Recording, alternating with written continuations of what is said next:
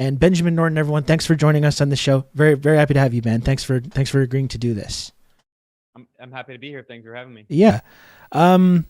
Okay, so the main reason we obviously we are doing this today is to talk about the Biden administration's kind of failed debacle of the Summit of the Americas, the counter summit that's been going on, as well as the general trends that are going on in Central and South America and around the world about these kind of countries that are starting to kind of stand up to the U.S. empire, and this kind of the summit has been a kind of prime example of this shift that's going on. Do you just want to explain for anyone that's just tuning in? We've talked about it a lot this week, but in case there's anyone just tuning in now, do you just want to talk a little bit about the summit and President Lopez Obrador of Mexico and what has been going on with that, and just set the stage for what's been happening? Yeah, thanks for having me. It's really important to talk about this. I think this is really kind of a historical watershed moment. The U.S. government first created the Summit of the Americas back in 1994. That was the end of the first Cold War, right? We have all these neoliberal so-called philosophers like Francis Fukuyama declared the so-called end of history.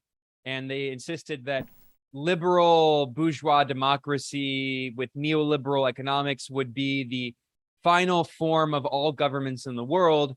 And in 1994, the Bill Clinton administration signed NAFTA, the North America Free Trade Agreement with Canada and Mexico, which of course devastated Mexico's local economy.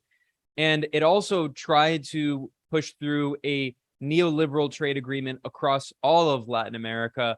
And Bill Clinton convened the Summit of the Americas in 94, excluding Cuba, in order to try to do that. And since then, the situation has basically done a complete 180. And back in 2005, there was another summit of the Summit of the Americas in Argentina, in Mar del Plata. And that was the first kind of rebellion. 10 years into these summits, it was the first rebellion. And that was led by Hugo Chavez of Venezuela, also Lula da Silva of Brazil, and Nestor Kirchner, who was the progressive president of Argentina. They refused to sign a free trade agreement with the United States. The U.S. was trying to create a so-called free trade zone of the Americas. That was the George Bush administration. So both Clinton and Bush failed to create this neoliberal trade agreement across the Americas. And 2005 was kind of the beginning of the seeds of this rebellion against the U.S. Summit of the Americas. And now here we are, fast forward to 2022, and basically the summit has been completely destroyed. So the Biden administration is sponsoring the Summit of the Americas in Los Angeles, California. It opened on June 6th, and today is June 10th. It's the final day. And basically half of the countries in the region have protested, and their presidents are not attending the summit. So Cuba, Venezuela, and Nicaragua were not invited to the summit. The Biden administration has continued Trump's policy of imposing sanctions on these socialist governments, trying to pursue regime change to overthrow them. And of course, those policies have failed. But the Biden administration has continued what the Trump administration did with the so-called troika of tyranny. That term comes from Trump's national security advisor, John Bolton, who was this neoconservative war criminal and architect of the Iraq War. He declared Cuba, Venezuela, and Nicaragua to be the so-called troika of tyranny. And the Biden administration has continued Trump's policies, still recognizing this unelected coup puppet Juan Guaido as fake president of Venezuela, imposing sanctions on Cuba, on Nicaragua. So in protest of the exclusion of those three countries, the president of Mexico, Andrés Manuel López Obrador, who is known popularly as AMLO, A-M-L-O, it's the acronym for his name, he said a few months ago that if those three countries, Cuba, Venezuela, and Nicaragua, are not invited, that he's not going to participate in the summit, because he said it's not a summit of the Americas if all of the countries in the Americas are not invited to participate. And he made good on that promise. He refused to attend. And after he made those comments, the new left-wing president of Honduras, her name is Samara Castro, of no relation to Fidel Castro, she also said the same thing. If countries in the Americas are excluded, I'm not going to attend. She also made good on that promise and boycotted. And then the president of Bolivia, who's from the movement towards socialism party of Evo Morales, who was overthrown in a US-backed coup in 2019. The current president, his name is Luis Arce. He was the economic minister under Evo Morales. Luis Arce said the same thing. If there are countries excluded from the summit, Bolivia is not, or I'm not going to participate. So we see that the presidents of Bolivia, Mexico, and Honduras, Venezuela, Nicaragua, and Cuba are not participating. And then the president of Guatemala said he's not going to participate, and he's a right-winger. So he's actually just he's protesting the Biden administration because the Biden administration put sanctions on Guatemala, and because it's very, it's linked to the immigration program. There's a massive crisis of immigration, and the U.S. government is trying to pressure Guatemala to prevent immigrants from going north. Kamala Harris went to Guatemala and took a tour of Central America, and she said, do not come. So the Guatemalan president is angry with Biden, and he boycotted. And then the president of El Salvador, Nayib Bukele, who's this very bizarre, like right-wing neoliberal, the crypto guy. Yeah, he boycotted as well. And then the president of Uruguay said, I was going to attend, but I got COVID. So there are 9 It's like when you make plans with your friends and you're like, oh, sorry, I can't go. It's really disappointing. So I guess I can't make it this time. It's one of those so there are things. 9 presidents of Latin America who boycotted, or 8 who boycotted, 1 who said he was sick. And then there are also countries in the Caribbean whose leaders are not attending. And then furthermore, of the leaders who did attend, the president of Argentina, Alberto Fernandez, said that he's only attending, and he's like kind of center-left liberal. He said, I'm only attending in order to represent the Committee of Latin American and Caribbean States. It's called CELAC, C-E-L-A-C, which is an alternative to the Organization of American States, the US-dominated OAS. The CELAC was created by Hugo Chavez, and it excludes the US and Canada. And Argentina is currently the pro tempore, which means the temporary president of the CELAC. So Alberto Fernandez attended representing the CELAC, and he gave a speech at the U.S. summit in Los Angeles criticizing the exclusion of Venezuela, Cuba, and Nicaragua.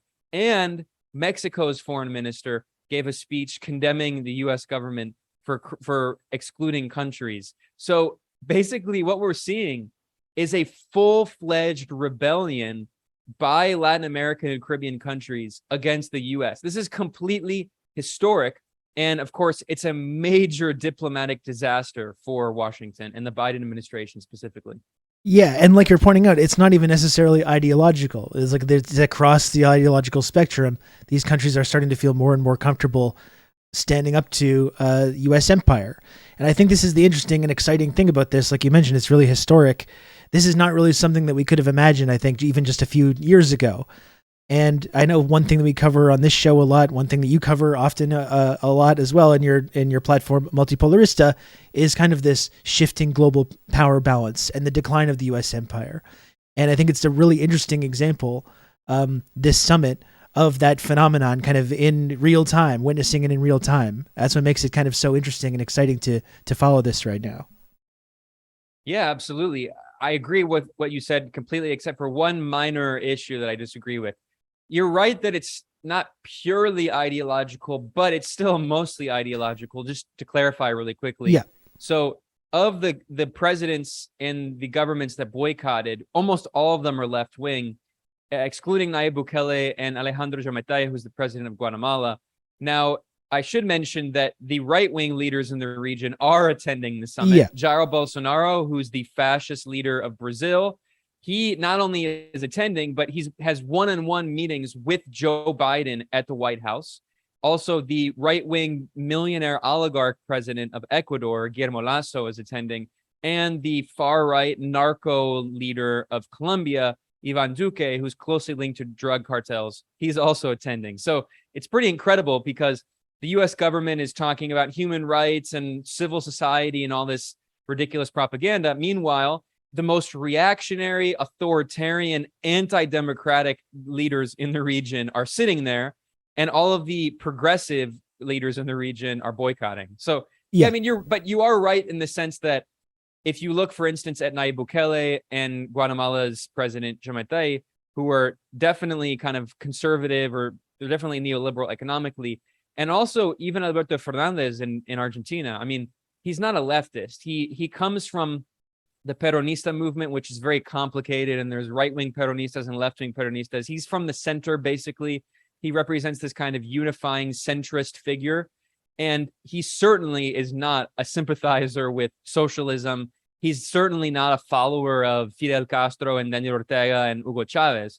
So the fact that even Argentina and Mexico, the southern neighbor of the U.S., are not their leaders, or Argentina's leader, but Mexico's leader is not participating, and the fact that Argentina is protesting is a sign of what you were just saying. I mean, this is a sign of the massive decline of U.S. imperialism. And I think, and only in Latin America, it's only one manifestation. It's one of the most obvious manifestations, but we also see something very similar going on right now with the U.S. new Cold War on both China and Russia. So in terms of the U.S. new Cold War on China, I wrote a report a few days ago at multipolarista.com discussing how the Rand Corporation, which is a U.S. military funded think tank that's basically a privatized arm of the Pentagon, the Rand Corporation did a study on behalf of the U.S. Air Force, and they lamentedly concluded that they can't find a country in Asia that is willing to host U.S. ballistic missiles, because the Trump administration withdrew from the INF treaty, which is the Intermediate Range Ballistic Missile Treaty, which means the U.S. can now put intermediate range ballistic missiles in Asia to threaten China. And the U.S. plans on spending more than $20 billion in the next 5 years to install a system of ballistic missiles surrounding China. And the U.S. wanted to put them in Japan and South Korea and the Philippines. And all of those countries are refusing, along with Indonesia is refusing, and Thailand is refusing, and even Australia is refusing, largely because, I mean, Australia's government is very anti-China, but they understand that if they host missiles, that could make them a target in a war between the U.S. and China. So around the world, we're seeing these countries that are standing up to an extent, and at least saying that they don't want to be bullied anymore by the U.S. It's pretty historic. Yeah, and I think one, like, the obvious hypocrisies about this, like when the Biden's press secretary was asked about why these countries are not invited, and referenced AMLO's comments, and they say, well, it's our practice not to invite dictators. While you point out they're bringing in people like Bolsonaro. In fact, I believe Bolsonaro has preconditions of what can and can't be talked about in this meeting with Biden. We can't talk about what's going on in the Amazon, or can't talk about all these other various human rights issues that are going on in Brazil.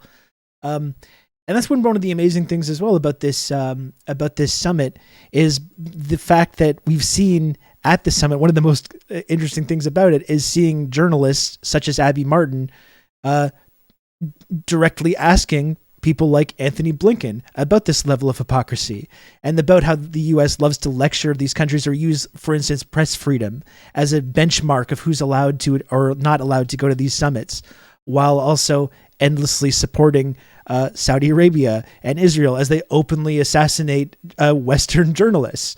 And just this basic level of hypocrisy, which of course they have no answer to. Blinken, when he was asked about both the assassination of Shireen Abu Akleh, and has just said, like, we'll follow the investigation wherever the facts may lead. He said the same thing when he asked about, the possible United States role in overthrowing the government of Haiti. Oh, we're going to follow the facts wherever they may lead. They have no actual answers to this level of hypocrisy. And it's been one of the most amazing things about the summit, though, is seeing people like actual journalists like Abby doing their basic responsibility and asking these powerful people about this hypocrisy, and just show the complete lack of answers that any of them have for these basic questions about who is invited to these things and who isn't. Yeah, I should say that Abby and also Eugene Puryear, the great journalist at Breakthrough News who asked the question about Haiti, they are participating in something called the People's Summit. Yeah. And this is this is not necessarily new. In fact, going back 20 years, every time the US government, or excuse me, every time that the Summit of the Americas was held, because it's not always hosted by the US government. It was first hosted by the US government in 1994, but it was hosted in other countries every 3 years. And in response to that, there has always been a protest outside of the summit called the People's Summit. So there are thousands of people from the US, from Canada, and from all across Latin America and the Caribbean who are participating in the protests and the marches and the panels and the workshops and the concerts outside of the US government summit in Los Angeles. And Abby and Eugene are part of that. And also an activist who was arrested from the Party for Socialism Liberation interrupted the summit, the US government summit, when Luis Almagro, the Secretary General of the OAS, was speaking. And this activist with PSL, he said, "You have the blood of Bolivians on your hand. You, as the head of the OAS, supported the coup d'etat in Bolivia in 2019 that overthrew the elected president Evo Morales." And I mean, the US government is for the first time facing actual opposition, not only from the members of, the countries that are attending. So Argentina's president criticizing the US to Biden's face, quite literally. Mexico's foreign minister, Marcelo Ebrard, criticizing the US. Members of the Caribbean, including the country Belize, its prime minister also criticized the US government in his speech. So not only are we seeing the countries rebel, but even in the Q&A session, the US government is being criticized. This is really historic. Yeah. And I think it really represents, along with the proxy war in Ukraine and the new Cold War on China and the sanctions, the US has 1/4 of the global population, and the failure to return to the Iran nuclear deal and the continuation of the war in Yemen, it really shows how completely disastrous the political situation is in Washington right now and how Biden can't get anything done. Yeah, and Ben, I wanted to talk a little bit about Nicaragua specifically, since they've been excluded from this summit, and you actually live in Nicaragua, if I'm not mistaken, right? Or located there for most of the year.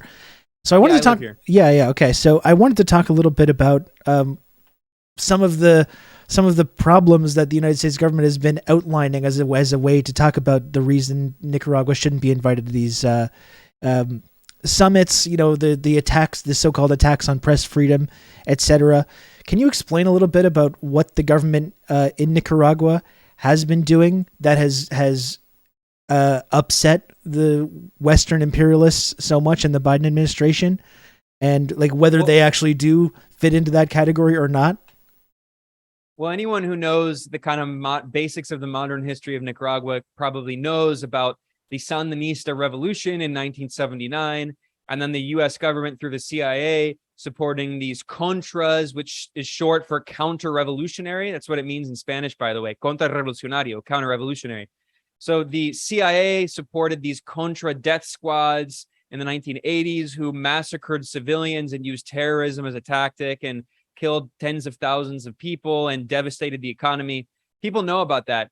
What a lot of people don't know is that the Sandinistas lost power in 1990 because of the US terrorist war and blockade and all of that. But they came back to power democratically in 2006 in the elections. And President Daniel Ortega came back to power in 2007. And they've been democratically governing since then and have faced constant coup attempts like Hugo Chavez and his successor, Nicolás Maduro, in Venezuela. And because Venezuela is a bigger country, because Venezuela is a much richer country with large oil reserves, and because, Hugo Chavez was just such a charismatic figure who went around the world and he liked to attract press attention, Venezuela is much more well known, and the US coup attempts against Venezuela are more well known. But in Nicaragua, the situation is very similar. In fact, in 2019, when the Trump administration launched several different coup attempts against Venezuela and recognized Juan Guaido as the fake unelected president of Venezuela, well, a year before, the Trump administration also backed a very violent coup attempt in Nicaragua, which began in April 2018 and continued until July. I mean, I have interviewed a lot of victims and people who were affected. I mean, Sandinistas were quite literally hunted down in the streets. There are people who were tortured and killed. I mean, it was a brutally violent coup attempt, and they failed to overthrow the government, although hundreds of people did die.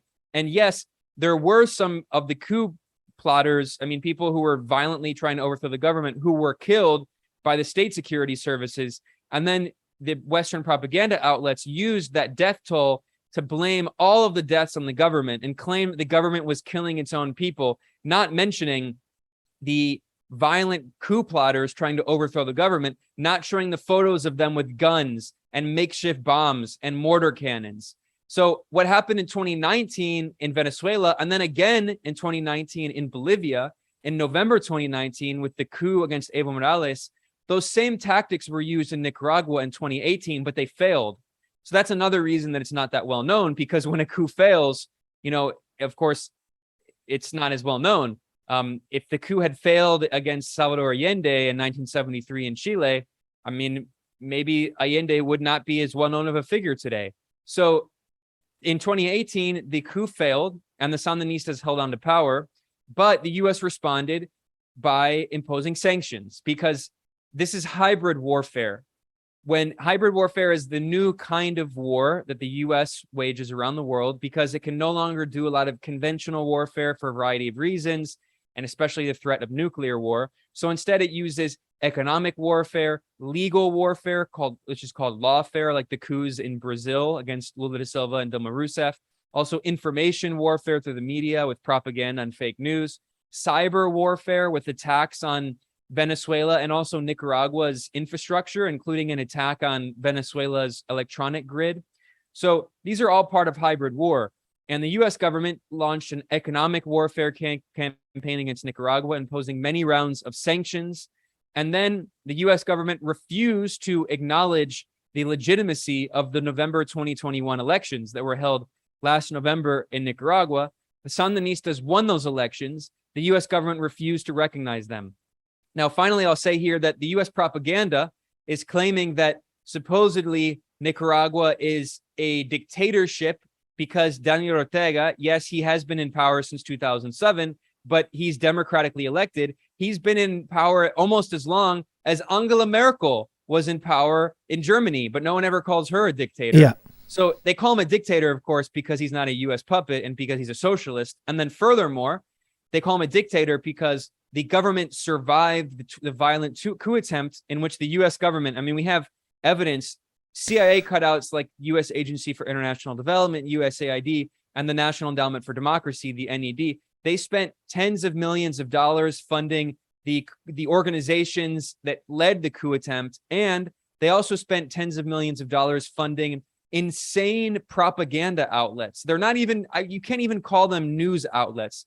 There are these websites like 100% Noticias, La Confidencial, and other outlets, La Prensa. They spread insane propaganda that if you did that in the US, you'd be thrown in prison. As an example, they published videos, live stream videos, in which they called for people to take to the streets and murder President Ortega, to storm the presidential household, with 500 people, to lynch him, to hang his body in public, to kill Sandinistas. These are so-called media outlets, so-called news outlets funded by the U.S. government, openly calling for violence, openly calling for murdering the president and hanging his body in public. And in response to that, the Nicaraguan government canceled the TV license for these TV outlets that were literally calling for lynching him and murdering Sandinistas. And then the U.S. government said he's violating press freedoms. And what happened, by the way? The U.S. government is now inviting those media outlets to participate in the Summit of the Americas. They're funded by the U.S. government. And then finally, the leaders of the coup attempt were imprisoned. I mean, there's evidence showing that they were taking money, they were sending out weapons. This is also what happened in Bolivia. The former dictator, Janine Áñez, is now going through a legal process, and the U.S. and the European Union have called Janine Áñez a political prisoner. She was the dictator who led the coup in Bolivia. They call her a political prisoner. And similarly, in Nicaragua, the people who led the violent coup attempt in 2018 were imprisoned, and the U.S. government claims they're political prisoners and demands that they be released. So once again, we see that, as with Cuba, as with Nicaragua, as with any country, as with Venezuela, that is, as with any country targeted by the US for regime change, if a government refuses to abide by US dictates, and especially if that government is socialist, like Nicaragua, then they call it a dictatorship.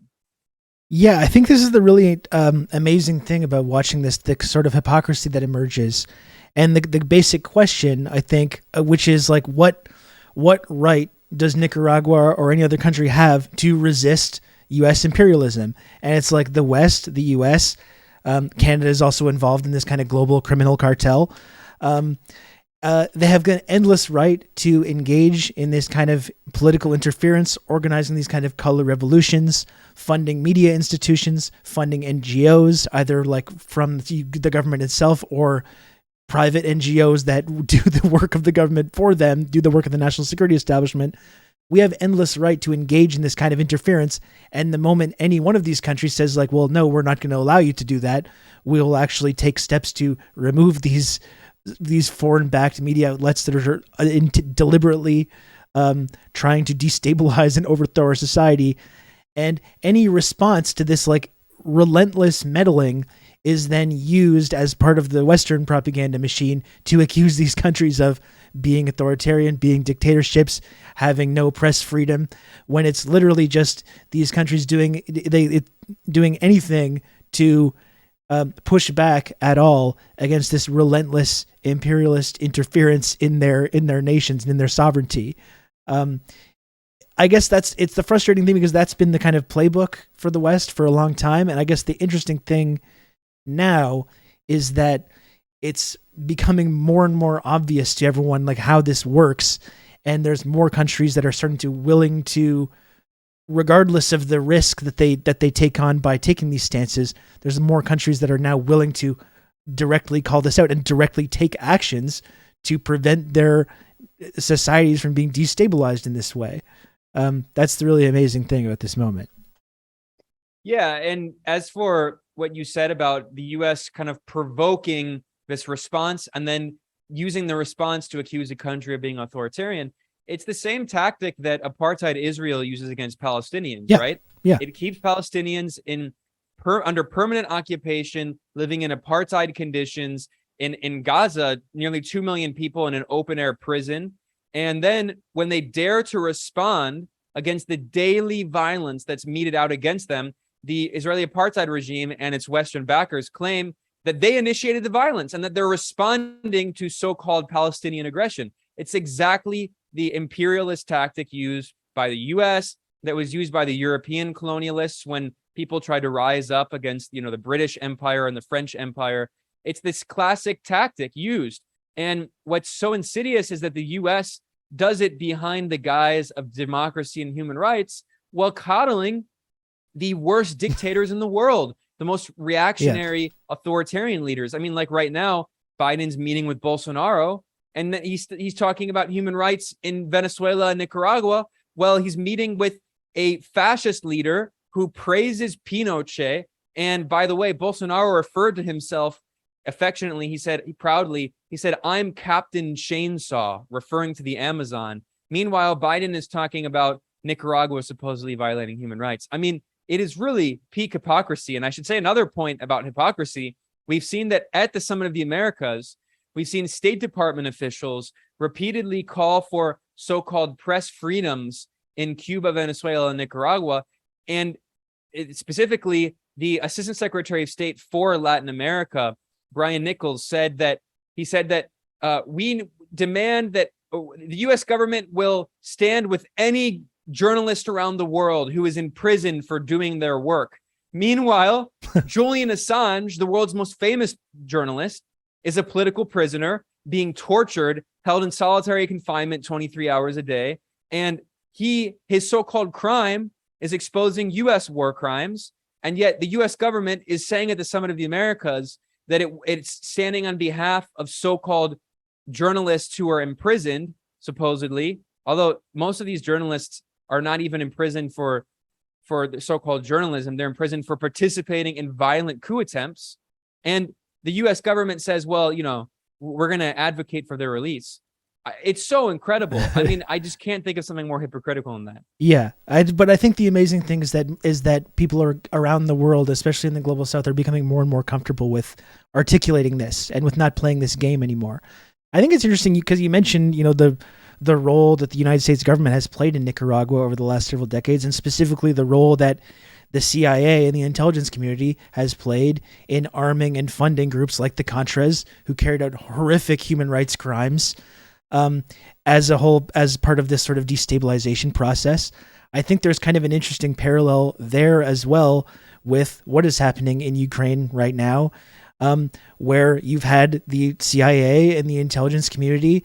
The Canadian military establishment has also been involved with this, arming and training and funding these extremist groups in eastern Ukraine now for the last 10 years at least, who have been participating in a civil war that led to the Russian invasion of Ukraine. And of course, they kind of washed their hands of that, and they like to pretend that the invasion just happened completely arbitrarily with no previous history or no previous context, completely unprovoked. And it's a totally inaccurate way of, I think, framing what the context of how that conflict escalated in that level. And also you have this process now where there's still these like horrific incidents going on, and we're still, I think, meant to trust these CIA-backed militias that are engaging in this, that are fighting in this conflict right now. We're supposed to be completely comfortable with shipping just billions of dollars in weapons to these groups, who have been trained specifically, similarly to the ways that the Contras were trained, to engage in violent terrorist attacks against civilians. And then, despite knowing this history and knowing this long history of the CIA backing these kind of right-wing groups in Nicaragua or Ukraine, or else they've done this all around the world, despite this, it's still being framed as this dangerous Russian propaganda to suggest that perhaps this is not the best course of action that's going to be good for people in Ukraine or anyone else, to continue to arm and fund and train these groups while they fight this conflict. It's very strange that we know this history. We know exactly why the military establishment, the intelligence community, arms and funds these groups and trains them in the first place. And yet we're still not able to sort of ask these basic questions about whether this exact process is taking place right now in Ukraine. That's exactly right. I mean, the counterinsurgency strategy that the U.S. is waging in Ukraine is also very similar to the counterinsurgency strategy that the CIA carried out in Afghanistan in the 1980s. And let's not forget what happened because of that. The U.S. and Pakistan and Saudi Arabia supported the so-called Mujahideen, and they were Islamic fundamentalists, extremists. And what happened? They became Al-Qaeda and the Taliban. And the U.S. did that in order to wage a proxy war against Moscow, against then the Soviet Union, which had intervened in Afghanistan at the request of a socialist government in Afghanistan. And after a decade of war, the Taliban eventually came out on top and ruled the country. And then Al-Qaeda had this massive country in which to grow and develop a network and then spread around the region. So this is exactly what's going to happen in Ukraine. I mean, this isn't even what's going to happen. This is what has already happened. There have been terrorist attacks in the United States carried out by these Nazis and white supremacists who have mentioned the Azov regiment, which is a neo-Nazi group in Ukraine that was incorporated into the Ukrainian state, officially into the Ukrainian National Guard after a US-backed coup in Ukraine in 2014. They have trained white supremacists and fascists from across the so-called West, and some of them have gone back to the West and attacked their home countries. The Christchurch mosque shooter was one of these people, right? Exactly. And there have been other examples. Yeah. So, I mean, this is incredible. I mean, people say the U.S. doesn't learn from its past. No, it knows what it's doing. If you go back and listen to or read an interview with Brzezinski, who was the U.S. National Security Advisor that created this Afghan trap strategy of supporting the Mujahideen, this major U.S. imperial planner, he famously said in an interview, he was asked if he regretted the policy in Afghanistan in the 1980s that led to the creation of Al-Qaeda and the Taliban. And he said, no, I don't regret it for a second. He said, this is almost an exact quote. He said, what is a few stirred up Muslims compared to the fall of the Soviet Union. So for him, the U.S. National Security Advisor, for him, the overthrow of the Soviet Union was much more important and was more than worth the cost of creating Al-Qaeda and the Taliban. And similarly, the U.S. government mentality is, we have a chance here of trying to overthrow the Russian government and installing a puppet and breaking up Russia like they tried to do in the 1990s when they installed alcoholic puppet Boris Yeltsin. And Biden said this openly in an interview or in a speech he gave in Poland. And he said it was a mistake, but Biden said that the U.S. goal is overthrowing Vladimir Putin, overthrowing the Russian government. And now we see that the U.S. is willing to support literal Nazis and white supremacists in Ukraine as part of this larger goal to overthrow the Russian government, just as it did in the 1980s. So in Afghanistan. So, I mean, this is the imperialist mentality that says the ends justify the means. And those means include supporting extremist groups that could lead to blowback of terrorism, just like the blowback of Islamist extremist terrorism. Yeah. It was amazing too, because even Hillary Clinton a few weeks ago, like on MSNBC, was openly talking about this, about Afghanistan and Russia in the 80s, and literally just spelling it out for everyone, exactly what I think a lot of folks connected to the U.S. government and the military establishment want to turn Ukraine into. That's why I think a little bit I find it a little offensive when we hear this narrative about like protecting Ukraine or protecting Ukrainians, when it seems like the people in power that are promoting this, who have framed any attempt at like de-escalating or diplomacy or trying to have peace in Ukraine as being some kind of nefarious Russian plot, and suggest that they're doing this to benefit Ukrainians. But average folks in Ukraine are the first people that are going to suffer if they turn their country into this endless blood-soaked quagmire like what happened in Afghanistan. It's not about defending Ukrainians at all, and it's only perpetuating this and extending it into that level that they would like to. Those are the first people that are going to suffer under that environment. Yeah, and they've been suffering since 2014, because another incredible element of the propaganda war around Ukraine is the idea that the war began when Russia invaded on February 24th. But for 8 years before the Russian invasion, there was a war going on in Ukraine, and it's sometimes called a civil war, but it was fueled by the West. And yes, Russia also supported the Russian independence fighters in the eastern part of Ukraine. But the U.S., after organizing a coup in Ukraine in 2014, we have phone evidence, a phone call, audio evidence of the top U.S. diplomat, Assistant Secretary of State for Eurasian Affairs, Victoria Nuland, who says in the phone call that Yats is our guy. She's talking about who they're going to replace the elected Ukrainian government with. She says Yats is our guy, referring to Artsenia Yatsenyuk, who is a neoliberal, right-wing politician who was installed as prime minister a few weeks later after the February U.S.-backed coup in 2014 that overthrew the elected president, Viktor Yanukovych. And yes, Yanukovych was very corrupt. Ukraine is one of the most corrupt countries in Europe, if not the world. And that can be linked all back to the fall of the Soviet Union and the economic chaos that ensued from that, right? Privatizations. Yeah. Anyway, the point is that regardless of the fact that he was corrupt, he was the elected leader. He was overthrown. And since 2014, Ukraine has been mired in a war, in violence, because what happened? They overthrew the government, and they installed a pro-Western regime that systematically violated the rights of the Russian minority in Ukraine, which represents around 1/5 of the population. They're not Russian nationals. They are Ukrainians with Ukrainian passports, but they are ethnic Russians. They speak Russian, and the government systematically violated their rights, preventing them from speaking Russian in schools, from using Russian in the media, trying to impose this ultra-nationalist narrative that Nazi collaborators like Stepan Bandera, who murdered thousands of Jews and Poles and communists, are so-called national heroes. So they rose up against the central government. And then the central government, which was so weak, billionaire oligarchs in Ukraine and the coup regime, they hired a bunch of Nazi thugs and gangs to create groups like Azov and the Idar Battalion and the Tornado Battalion to wage a war against the Russian speaking independence fighters in the East, which created a war. And then the US government sent billions of dollars of weapons along with other NATO countries, the US military and the Canadian military, and the French, British, and German militaries also sent weapons, and they sent military officers to Ukraine to train the Ukrainian military to fight in the eastern Donbass region. And then after 8 years, more than 14,000 Ukrainians died, according to the United Nations. That's a UN statistic.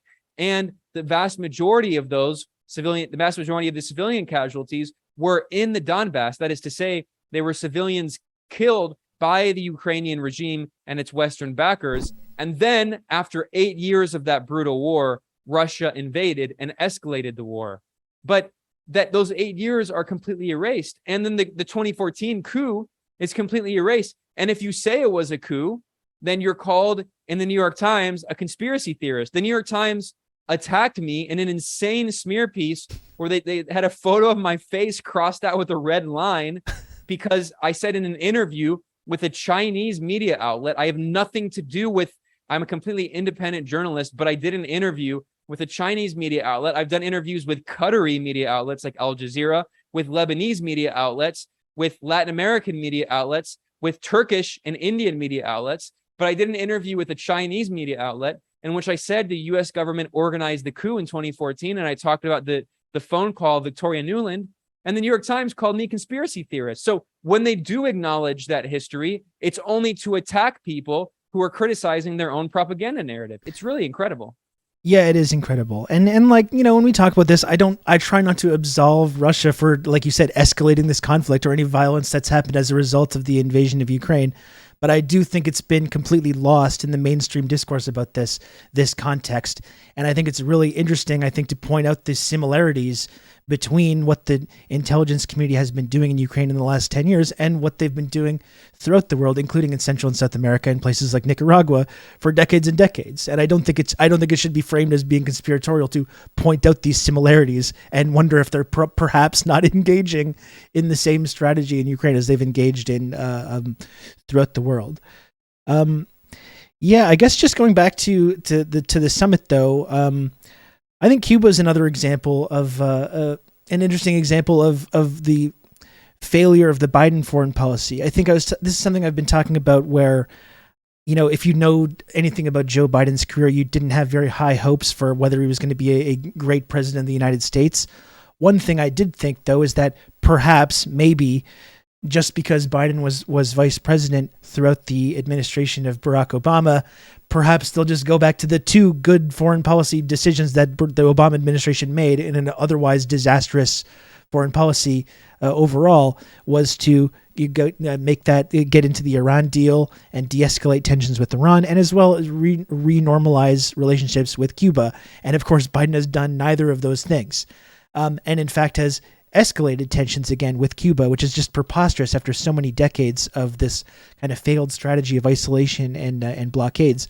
And a few months ago, we had the same thing. I guess it was about a year ago now that the whole SOS Cuba thing took place, which was this very obviously kind of astroturfed campaign, and a way to, again, demonize Cuba for political repression.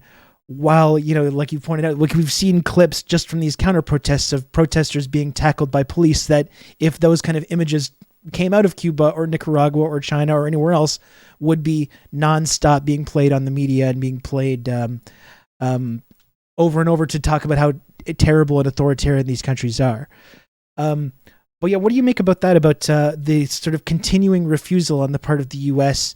to back down from this decades-long strategy of isolating Cuba? And like, do you see any reprieve from that maybe eventually happening? Well, no, frankly, no. I mean, let's be clear. When Biden was campaigning for president, he said to a bunch of rich donors in New York that if I'm president, nothing will fundamentally change. And he was absolutely right about that. That's the only promise he actually has delivered on. Nothing will fundamentally change. And I'll start with the Iran deal because it's a little simpler, and then I'll go to China. Excuse me, and then I'll go to Cuba. The Iran deal. So the Biden administration Biden himself claimed when he was campaigning that he would go back to the JCPOA, the Joint Comprehensive Plan of Action, and he has refused to because the Biden administration has basically continued the Trump administration's policy. Trump withdrew, he tore up the nuclear deal and unilaterally violated it. Let's keep in mind the nuclear deal was part of international law. A UN Security Council resolution made it part of international law. And the US was not the only country that signed the JCPOA with Iran.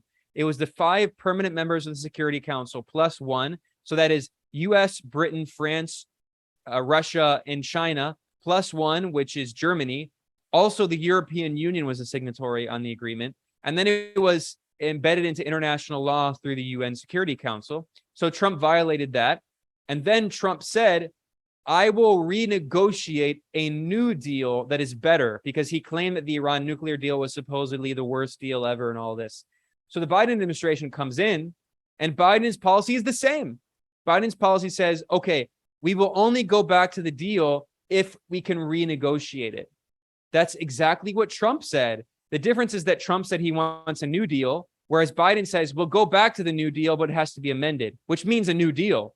So the Biden administration, just as it continued Trump's policy of recognizing Guaido as imaginary president of Venezuela, it has continued this policy vis-a-vis Iran. Furthermore, Biden has refused to take the IRGC, that is the Islamic Revolutionary Guard Corps, which is part of the Iranian military, off of the list of so-called terrorist organizations.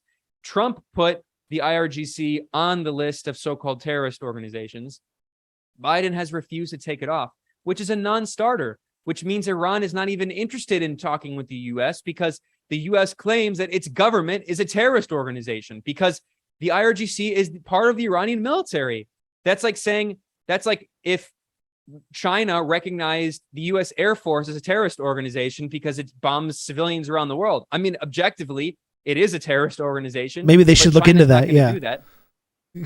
So anyway, so the U.S. expects Iran to negotiate with it after the Biden administration refuses to go back on all of these things that Trump added. And that's exactly the same thing that Biden is doing for Cuba. Obama made this historic breakthrough. He did finally normalize relations with Cuba and open an embassy. However, huge asterisk here, Obama refused to take off the sanctions and refused to lift the blockade on Cuba. The only sanctions he lifted were related to tourism. And then Trump came in and Trump imposed hundreds of new sanctions on Cuba. And then the Biden administration came in. It has not lifted a single sanction. In fact, it has imposed more sanctions on Cuba, as if this country can still be sanctioned. I don't know how they still find things to sanction. So the Biden administration has continued Trump's exact policies against both Iran and Cuba. And once again, it's a blatant violation of Biden's campaign promises. Like I said, the only campaign promise that he's actually abided by is his pledge that nothing will fundamentally change. Yeah. And considering that they're pretty much, the United States is pretty much on the verge of being completely overtaken by this like wave of even more extreme reactionaries, that process ending anytime soon is probably unlikely. But I think one interesting thing, and I know you have to go soon, so we can leave it at this. I mean, you talk about multipolarity. That's one of the main things that you're focused on right now with your journalism that you do with Multipolarista. And I think one really fascinating thing that's happening right now in terms of this global power shift, this realignment that's happening, we're seeing examples of this in the Summit of the Americas right now. But a lot of in a broader sense than that, what is happening is that a lot of countries who are not always necessarily socialist countries, but countries that have been trying to develop while kind of under the boot of U.S. imperialism are starting to come together to carve out a sort of new way of doing things and a way to avoid the economic pain that comes with being sanctioned by the United States. And as a result, we're seeing these sanctions being less and less effective. And now we're seeing like Cuba is able to make deals with other countries and start to work with this kind of this emerging sort of counter hegemonic alliance that's developing, contrary to U.S. imperialism. So that's really one of the most interesting things. And like right now, we have Maduro is in Iran right at this very moment, and you're seeing a lot of these countries that maybe wouldn't always be the most natural partners are starting to work together in this way as a way to undermine the ability of the United States and Western imperialism to engage in this kind of economic warfare. We're seeing examples of this in the Summit of the Americas. We saw a strong example of this was the efforts on the part of the West to sanction Russia, which completely blew up in their faces and have not at all worked to the same extent that they were planning to.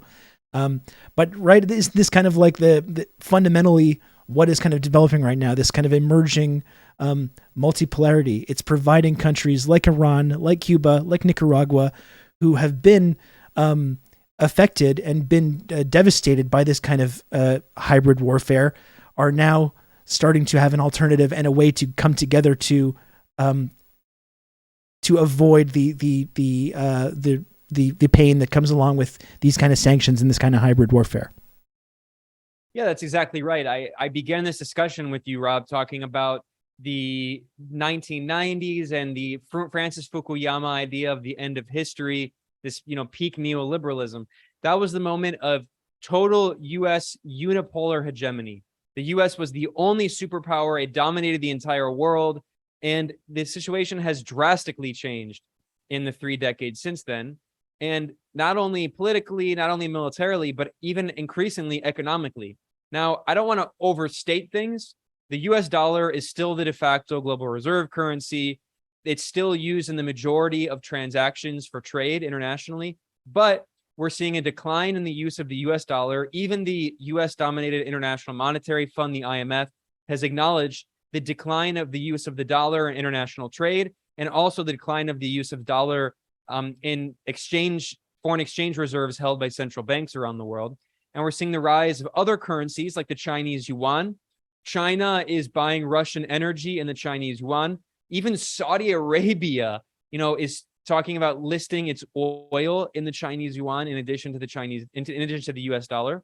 We're also seeing that Russia is doing trade with India in the Indian rupee, and also with Bangladesh. And Bangladesh is talking about using the Chinese yuan to get around Western sanctions. We're seeing that Iran and Latin America economically are integrating. Iran opened a series of supermarkets in Venezuela. Iran has been helping to send oil diluents to Venezuela to help it use its heavy crude in Venezuela, because it has to process it before it can use it. And we're seeing also that within Eurasia, within East Asia and the eastern part of Europe, we're seeing basically an emergence of a new axis that is led by the Shanghai Cooperation Organization. And the members of that are China, Russia, India, Pakistan, and Iran just became a member, along with the Central Asian countries like Kazakhstan, Tajikistan, Uzbekistan, and Kyrgyzstan. They are all talking about now using a new currency for trade. In Latin America, Lula da Silva, the former left-wing president of Brazil, who's leading in all of the polls for the upcoming October elections, he has said that if he wins the elections, he's going to create a pan-Latin American currency for trade in Latin America called the SUR. So around the world, we're seeing incredible tectonic shifts. And that's why I think that the US government's response, not only from the Biden administration, but also the Trump administration going back to the Obama administration, is since the 2008 crash, and recognizing that while the Western economies were facing a massive financial disaster, the Chinese economy continued to grow. The Hillary Clinton State Department under Obama declared the pivot to Asia, and that was the beginning of the new Cold War on China. And recognizing the decline of US unipolarity and the rise of China and the rise of other countries, the US has decided to wage a new Cold War, the second Cold War, and to prevent the rise of a multipolar world and instead create a bipolar world. So increasingly, I talk in my journalism and my analysis about multipolarity and unipolarity, but increasingly, the US is forcing it to be bipolarity, as we see with basically the economic blockade on Russia, where the West is now saying that they're threatening secondary sanctions, which means that a country that does business with Russia is also going to face potential sanctions. So basically, what we're seeing is a new Cold War in which there's a bipolar order, and Washington and Brussels and also Ottawa are forcing countries basically to pick a side. And it really shows this mentality of George W. Bush, who claimed you're either with us or you're against us. You're with us or you're with the terrorists. That mentality is the imperialist mentality of all U.S. presidents, and we see it very clearly today. Yeah, and I mean, you mentioned the IMF, and this as part of this this kind of shifting polarity, and that's kind of one of the amazing things as well, is that for countries that are developing, like countries in the developing world, in Africa and in Central and South America and elsewhere, whereas 15 years ago this didn't exist. If they wanted to develop, they had to do it through the IMF, through this very specific process of getting these IMF loans and accepting whatever political stipulations the IMF would force them to take, austerity and whatever, like a sort of very specific kind of neoliberal sort of economic model that the IMF would force them to adopt.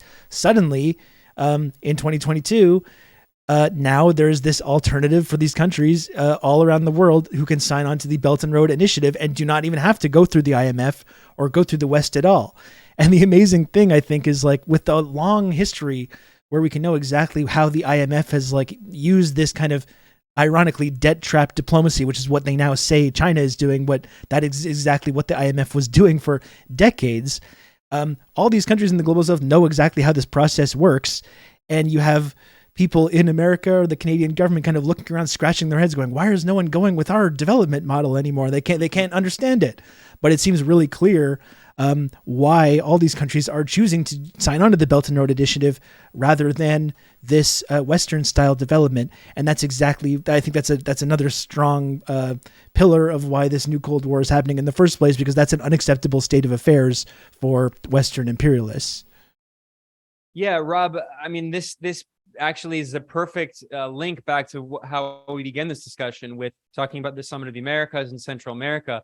We can see that divide so clearly with the Biden administration's proposal for Central America to curb immigration.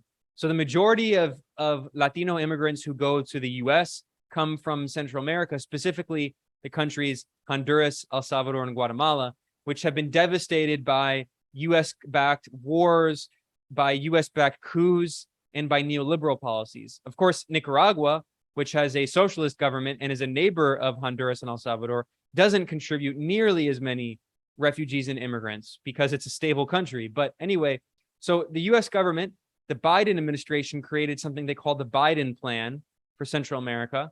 And basically it amounts to giving billions of dollars of contracts to private U.S. corporations to pressure them to go to Central America, to open factories, and to exploit Central American workers.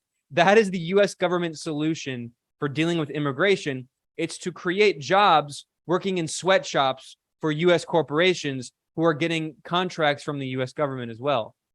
And meanwhile, what is China's response? China comes to countries in Latin America and also in Central America specifically, including Nicaragua and El Salvador.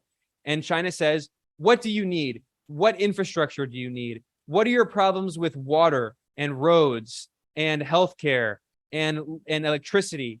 We're going to help develop that infrastructure, and we don't have political demands. So it's very clear. Yeah. China has a different model, which is not a neoliberal model, and the U.S. has a neoliberal model that enriches U.S. corporations. It's very obvious why one is more appealing than the other. Yeah, it is. But it's hilarious to see these people that work in this world and operate in this world just completely not understand that.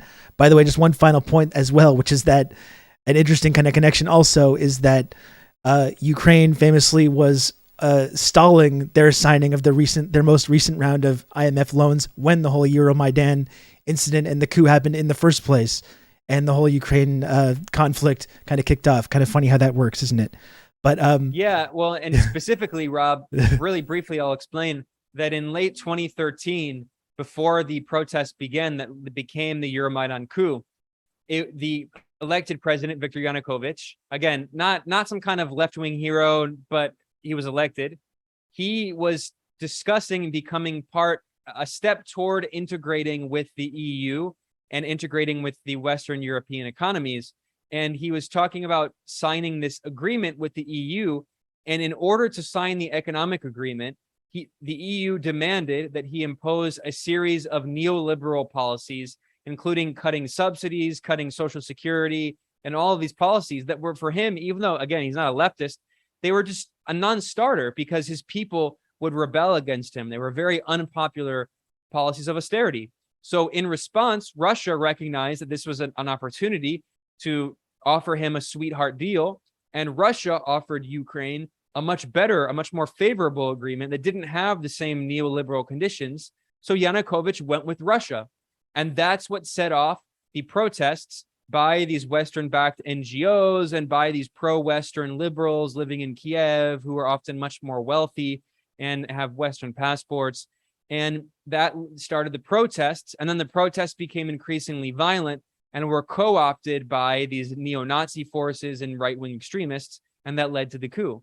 So those neoliberal policies have devastated Ukraine, and they play a key role in the crisis that Ukraine is living through today. Ukraine is the poorest country in Europe. Around half of Ukrainians live in poverty, and that is almost never discussed in Western media. So obviously, I mean, I don't think the Russian political and economic model is a great alternative, but clearly the Western neoliberal model is failing the people of Ukraine and has failed them for many years. So it's understandable why a lot of people in Ukraine wanted independence from the country. And that is one of the key reasons there is still so much violence. And that's one of the key reasons the country is still so divided today. Yep. Well, Ben, it's been really great to have you on the show to break all these different connections down with us. Really enjoyed the conversation. You want to just let everyone know where they can find you, and where they can find Multipolarista and the work that you do. And once again, thanks again for joining us on the show today. Yeah, my pleasure, Rob. Thanks for having me. People can find out my work at multipolarista.com in both English and Spanish. And I also have a podcast you can find on there, which is the Multipolarista podcast. And I have a YouTube channel, and I have my videos also on Rockfin and Rumble and Odyssey backed up in case of censorship. So, and it's actually Twitch, although I don't really use Twitch that much, but I have my videos there as well. So people can follow me. Just look up Multipolarista, and then you can find me at Benjamin Norton on Twitter. So thanks for having me, Rob. It was a good discussion. Yeah, absolutely. You're welcome back anytime. I'll talk to you soon, Ben.